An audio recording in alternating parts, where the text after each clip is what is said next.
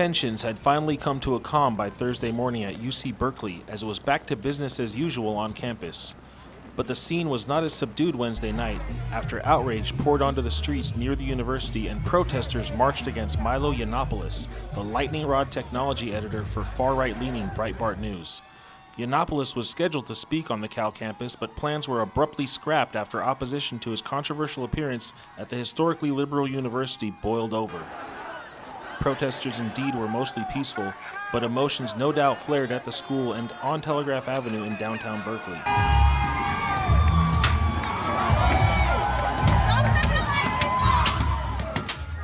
I feel like it's definitely not a reflection of, UC Berkeley's values, what they believe in and like the history of, fighting against oppression, discrimination.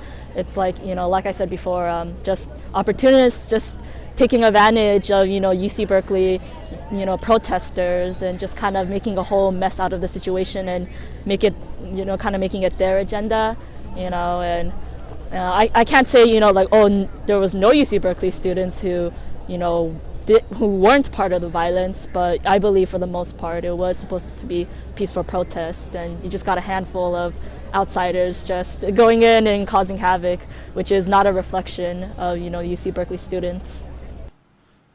Yiannopoulos late Wednesday addressed the protest in a YouTube video. I am, of course, not the racist or the sexist or anything else that the posters that they put up claim that I am. They do that in order to legitimize their own violence against you.